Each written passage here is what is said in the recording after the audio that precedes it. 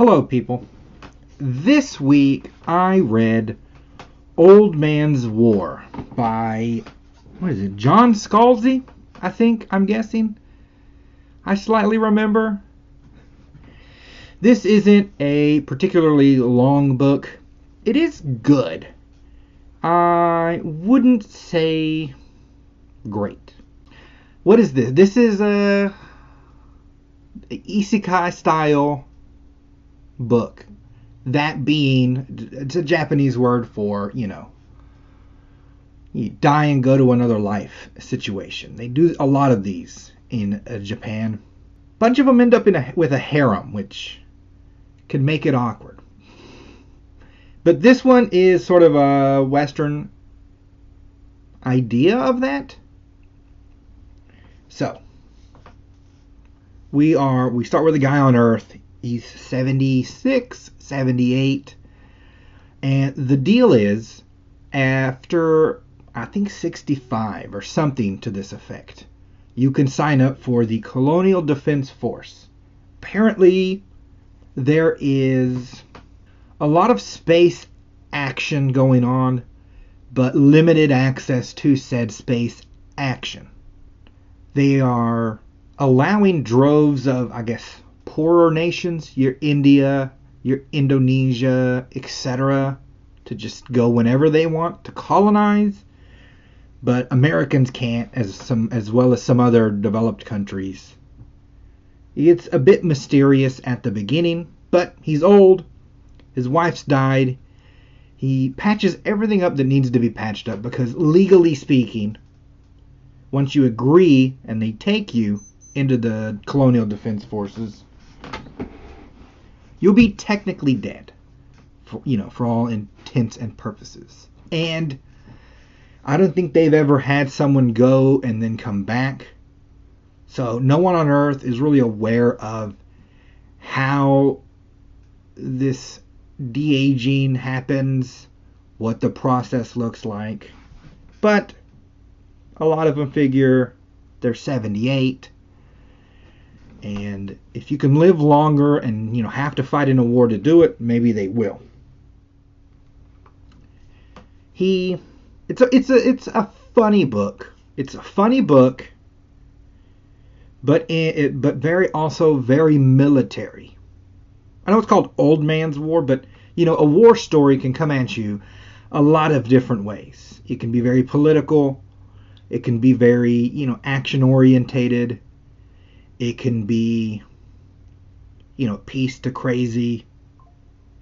It could follow various points of view. His is going to be a soldier's point of view. So we get vagaries of the outside, but a lot of detail on the inside. So I can't know why they land on a planet. I just know the danger that happens while they're there.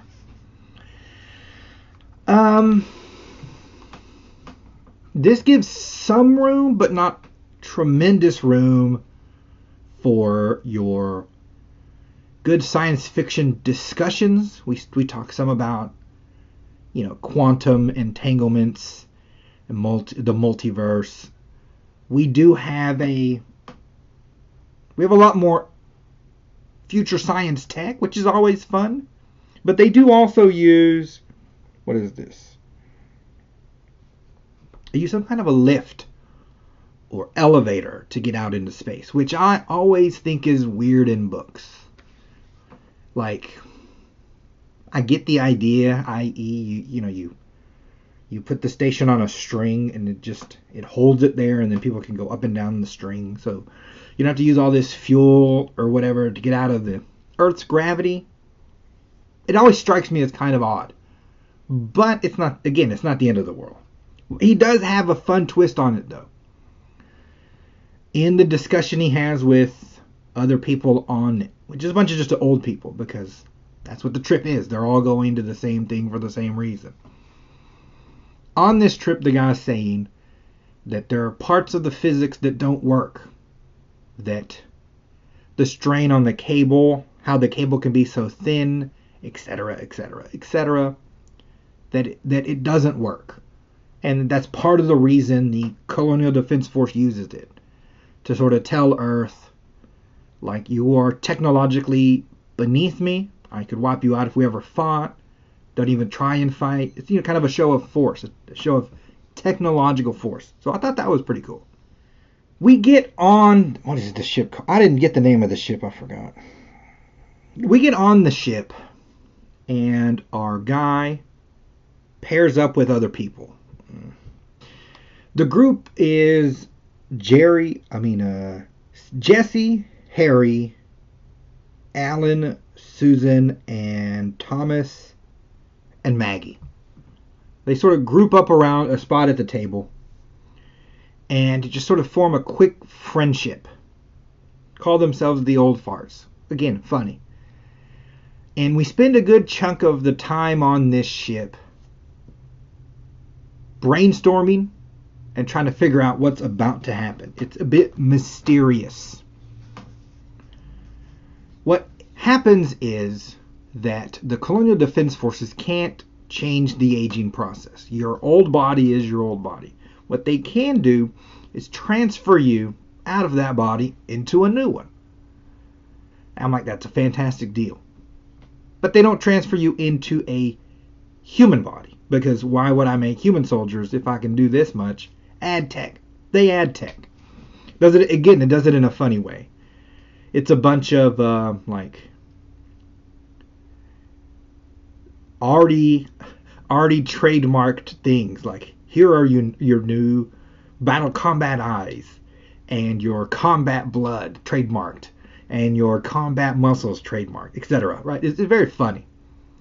But they stick you from that body into a new one, which is sort of Adonis level. It looks like you if you were you, but also like a model with, mega muscles all the time. And green skin. The green so that you can have some, the chlorophyll from the plants, and sort of sustain yourself off of sunlight. This is the level we're going. They're really great as sort of a science fiction-y thing. The idea of a brain transfer, we don't try and get too much into the mechanics of how it works. But you don't need much of imagination to then be completely happy with physical upgrades. Eyes that see in the dark. You're like as strong as a gorilla. You have nanotechnology in your blood so that if you get shot or stabbed, it will clot faster. All of the advancements. Run faster, better oxygen retention. You only need 2 hours of sleep. You made a super soldier. It's very cool. They spend the time on the ship then. The guy comes and says, have fun. Literally, they just run amok for a week. There's some sexy time in this book. It is a bit more than, just sort of we know what's happening, the scene cuts away. But it is also not like too in depth. It's not a bodice ripper, as they say. We don't get sleazy, but there's some details. I mean, it's, again, you put a bunch of 70-year-olds in the equivalent of 20-year-old bodies. It's not going to stop them that they're green. It doesn't stop these people. They eat like pigs. They, practice fight with each other, jump around, etc., etc. This is the extent of what happens there, because he says, once we land, it's just work, work, work. You won't have much time for fun. Build camaraderie, all of these kind of things. I don't think the sexy time ruins anything. Like, the connection you have to the Old Farts doesn't come from this. It comes from sort of them eating waffles and talking about their lives more than this as a connector. It could have done without it. It is in there. I would say a bit of warning on, handing this to a kid. Not if you did, it's not like ultimate unforgivable sin. There's way worse but it's still something you should be aware of. Now, if you're used to these type of isekai stories, this isn't too much of a leap for how much time he spends on the build-up and then the aftermath, right? So you could have condensed it a lot more for an audience used to this. Now, if you're not used to these type of stories, i.e., this is your first of this type of a book, then I think it works really well. I think it's fine.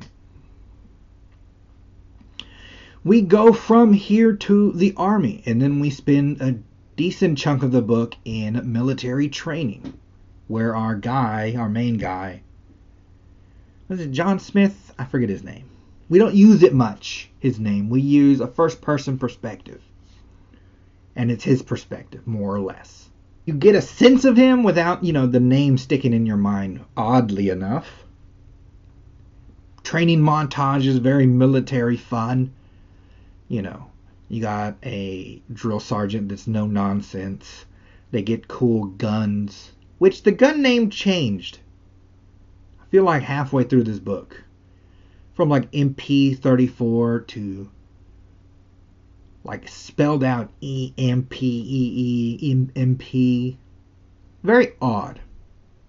It doesn't ruin the book, it's just odd. The gun is super cool. It's what is it? The gun from The Fifth Element, where it can do like 19 different things. It can shoot grenades and fire and, tracking bullets or whatever. It is just a super tech gun. It's very cool. As the story progresses, our main guy is going to different spots. He gets in 2 or 3 big battles that we read. And intercut between these, we'll get little vignettes on how some of the other crew, some of the other old farts die. So they're split up, but side note, Brain Pal. It's the only part that kind of annoyed me. And because you have all this tech in your body, there's tech in your brain that can communicate. It's like a computer in there. I'm like, that's fantastic. Built-in Siri, no problem. These old people seem to have just the most unreasonable hatred towards this thing. It can talk, or it can communicate solely through text. So you can read what it says. You subvocalize your reaction to it, etc. All the functions a computer could do. Tracking your team, telling you the status of X, Y, and Z, map, terrain, communication, etc. All of it. But they all have just a hatred for it. I mean, he calls his an a-hole. Every one of them thinks of some derogatory name for it. And we hold this consistent. Like, it's not like the guy at some point says, well, brain power, you saved me on this one.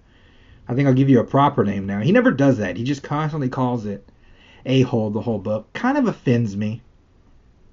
Doesn't much add to the story. Maybe it's a sense to say, like old people are bad with tech. But it's just in your brain. And it's going to function sort of the way you want it to. It's not that big a deal.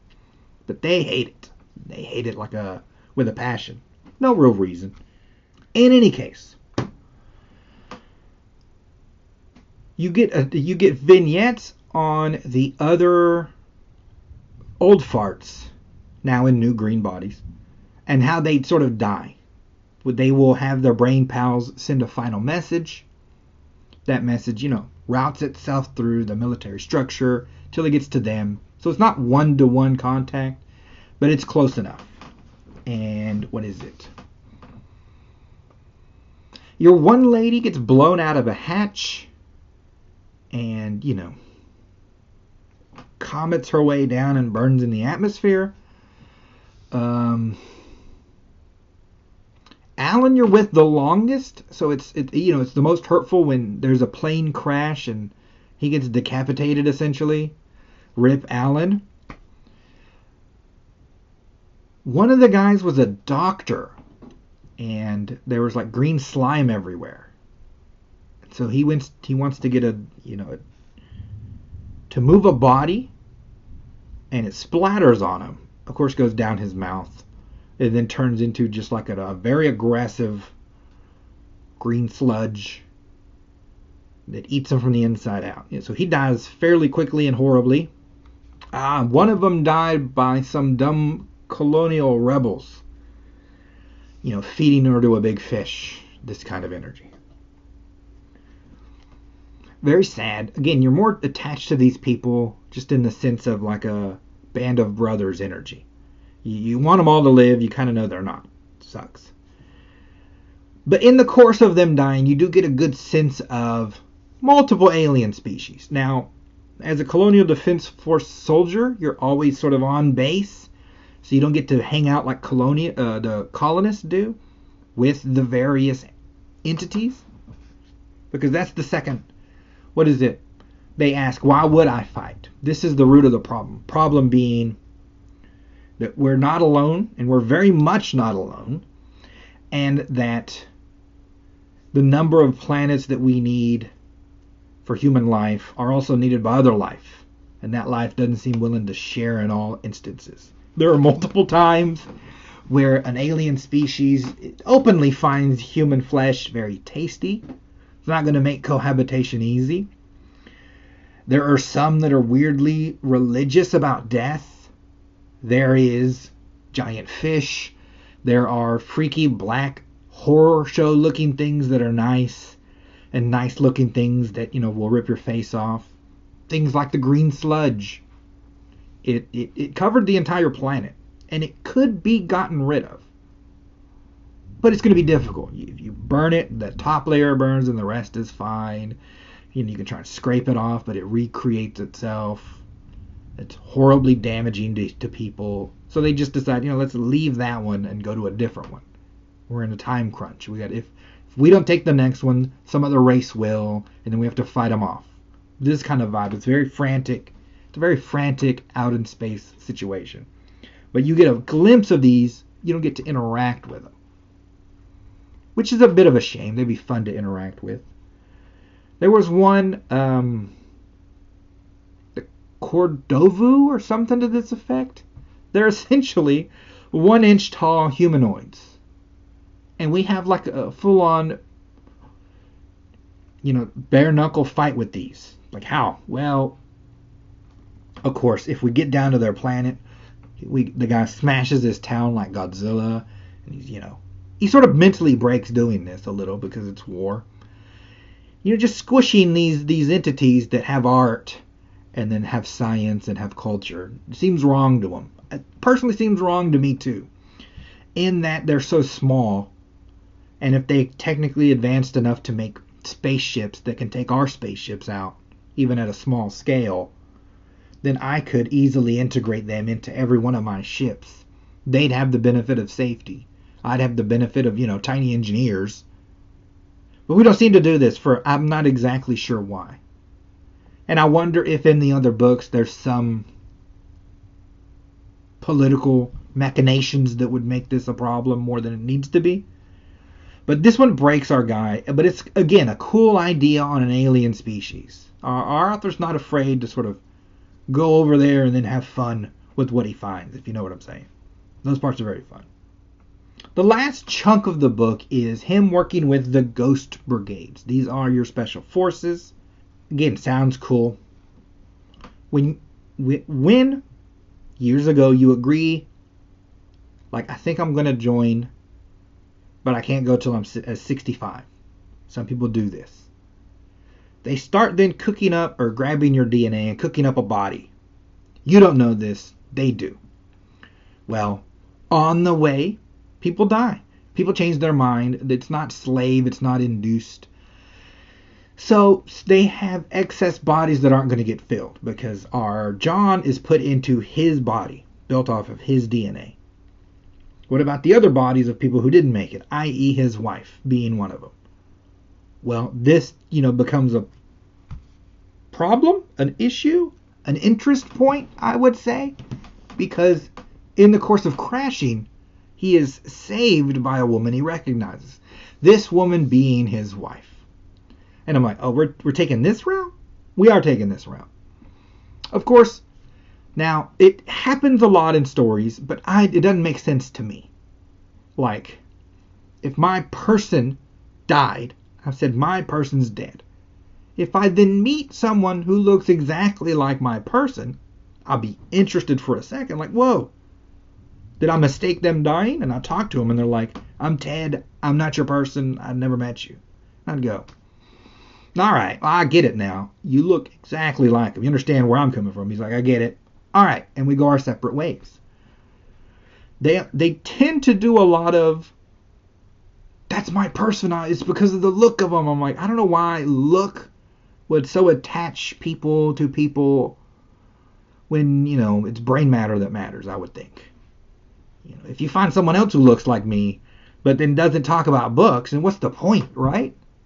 You don't want that person. He's just a normal looking person. You want the person who's going to yap about books for an hour and a half. See, we completely different humans. But we don't do this. We go with the standard route of, kind of obsessed that this is his wife. Now, I don't have a problem with this. In general, it's odd.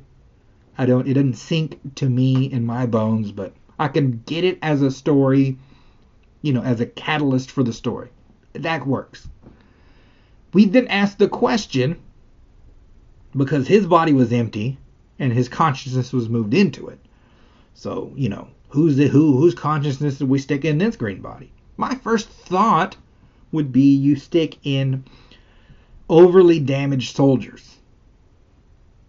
Right? So if I can just save a brain stem, and because it has all this technically advanced blood, then maybe, I'm not going to be able to save the body. Let me grab that soldier who's 3 or 6 years in, put him in one of these, they become ghost soldiers, upgrade, we move on. It's not what they do. They put in some kind of consciousness. Don't know where they get it. Don't know where it's from. Don't think it's from anywhere. I think they just sort of make it or wake the body up. I think they wake the body up and then just start pumping information into it. Something to this effect. In any case, the end result is this said body is on the body's a grown adult body. The brain is a 6-year-old. Advanced because it knows information, but it's only lived 6 years. And I'm instantly, like some of you probably are, like, ugh. I don't like where this one's going, right? It's the big movie. Your Tom Hanks movie over there. Some people love that movie. I heard about it. I watched it. And then I'm like, this lady's a semi-pedophile. What the crap's she doing? I think she knows he's a kid in there. What is this mess? I'm not enjoying this. This is a horror show. And sort of my mom laughed at me because she's like, well, it's a movie. I don't know why people like that movie. Maybe our author's a fan of that movie. I didn't like it here at all. And, well, it's building towards that, right? We don't cross any lines, so to speak. He's clearly interested in this as like a person. Obviously, because the person's shape looks like his wife. The person inside clearly says, I'm not your wife. But then she has sort of an interest in the life that this face that's hers may have led, because they haven't led lives. They've been made soldiers and been soldiers their whole existence. They start fighting at 1. They've been fighting 6 years, 7 years, 10 years, however long they're in. So we don't cross any, hyper-pervy lines, so to speak. But we're dancing around it. I'm not a fan. I'm not a fan of this part of the book. There's also, right, your Dune does this. Others have done this, i.e. genetic memory. Science fiction loves this idea too. You could have gone that route and say, the genetics of this person carries some of that person. We already have quantum entanglement, right? You just quantumly entangle the stored information on the DNA to the other DNA in storage, and so you that's why the brain transfer work. You can make it work. You could make his wife's, come out of that physical form in a kind of a way. But we don't go that route. We don't have a genetic memory route. So it's just him dealing with a 6-year-old. There are cool conversations. It's a bit rushed. I think you could have... The conversations about self identity, of not having a past, of explaining your life history, not just in what you did, but in how that affects your growth, to a person who's alive and somehow minus that. So if you could meet an adult that never had any experiences because they were in weird hypersleep, how would you explain to them the benefits of your existence before, this technology, versus them always just having in their brain all of Earth's history and 7 languages and all this and that. Those conversations are interesting. And there's no reason you couldn't have just given it more, more runway here. But we don't. Our guy makes a couple of quick decisions. One in, they're fighting a kind of a race, like a bug race with, big scythe arms.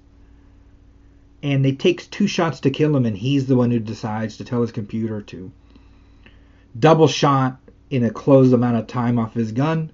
Then he tells everyone else, and so he's given credit for understanding what's happening faster and saving lives. Then also on the when he crash lands, they're surprise attacked, and his quick thinking gets him to the ground, which is more than any of the other troops did in this massive defeat. So it sort of bumps him up real quick. And in that bumping up, he ends up working for a couple of missions with these Ghosts brigades. Very, very fun, military fun, though. He has to pretend to be an ambassador. We see some weird alien religion. There's, like bloody fights with aliens, bloody war combat, grenade launches going off.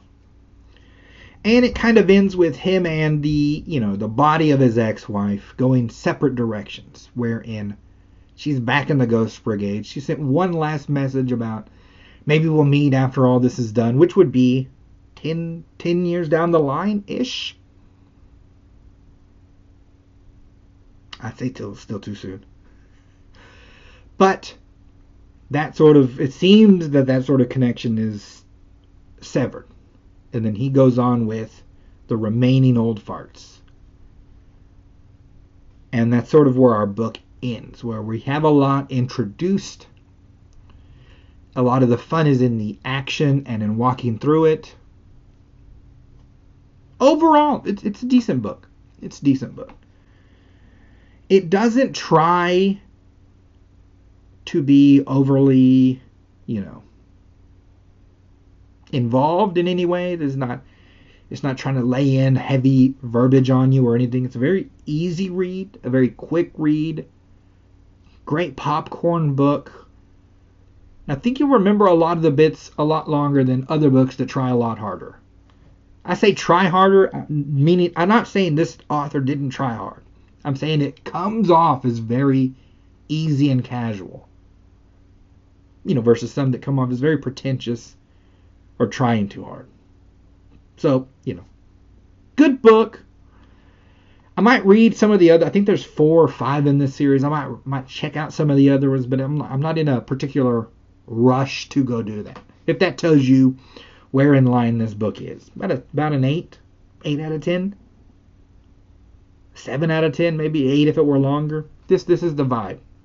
Fun. I don't think you would hate yourself if you read it. Okay, that was Old Man's War, and this is your beloved ad section. These happen to be my books. I think I've written a couple about. Did I read a couple? I wrote at least one with some aliens in it. I wrote at least one with aliens. You could check it out along with others if you get Kindle Unlimited, or you can straight buy them, or you can subscribe, comment, or you can just be, a standard internet lurker. We're fine with all of them. I will see you, lovely lot, next week.